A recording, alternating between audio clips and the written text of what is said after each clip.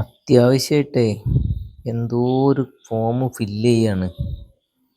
എന്താണിപ്പോൾ ഇത്? Check fill ചെയ്യാണ്. അതിപ്പോൾ തെറ്റിക്കും.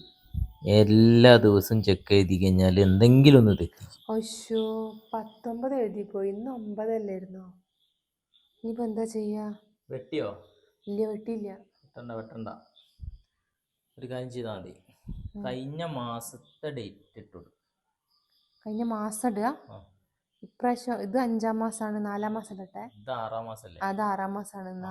5 ഇട്ടാൽ മതി. 05 ഇടല്ലേ?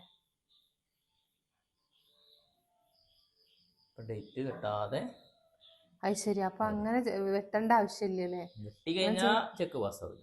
അപ്പൊ അഥവാ ഡേറ്റ് തെറ്റിയാല് മുന്നത്തെ മാസം ഇട്ട് കൊടുക്കുക. 3 മാസത്തിനുള്ളിലാണ് ചെക്ക് പാസ്സാവുക. എന്നാ ഇത് നാളെ ഈ ക്യാഷ് നിർത്തേണ്ടത് തരണേ. പറകിലൂടണ്ടേ? പറകിലോട്ടോ.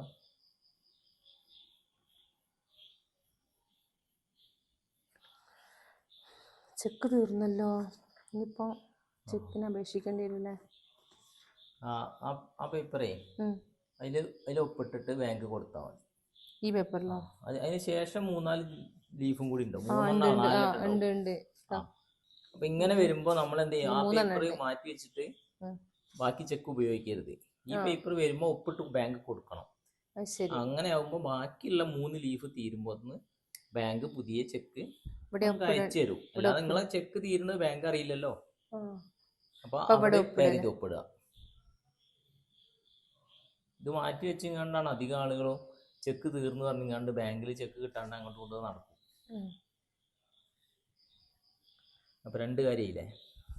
പലർക്കും അറിയണ്ടായിരിക്കും, എന്നാലും അറിയാത്തവർക്ക് വേണ്ടി ഇത് ഷെയർ ചെയ്യട്ടോ. ആയിക്കോട്ടെ.